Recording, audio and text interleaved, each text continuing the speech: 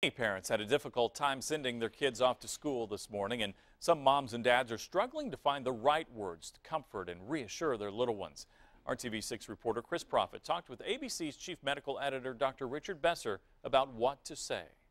Well, in light of the tragedy in Newtown, ABC's Dr. Richard Besser joins us now from New York today to talk about one of the toughest things that I think any parent, any educator, any American is going to have to deal with, and that is answering those questions, Dr. Besser, that children are going to have.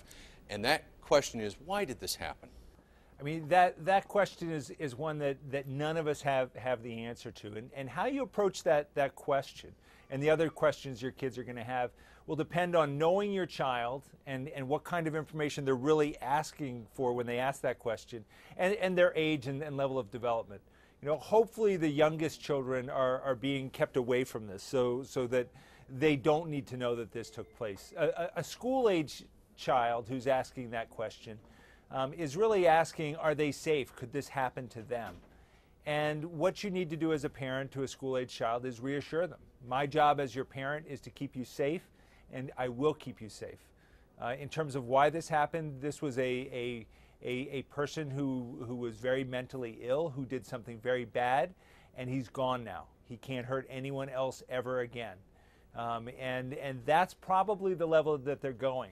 If you're talking, if you're getting this question from a teenager, it's more of an adult conversation and exploring why do they think this happened, and more importantly, going forward, what can we do? What can we all do to lower the chance that this will ever happen again?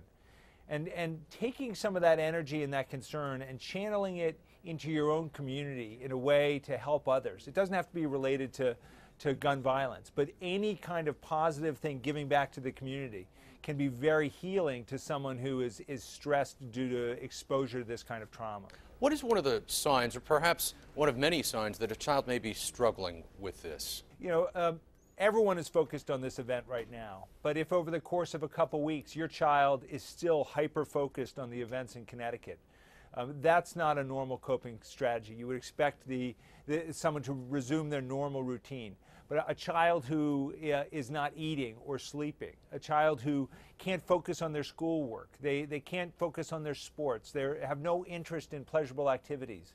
Those are signs that a child is not coping properly, and there you want to look for some professional help in counseling to help the child move forward. All right, ABC's Dr. Richard Besser joining us from New York today to answer some of those questions that all of us are struggling with. We appreciate that. Thank you, Dr. Besser.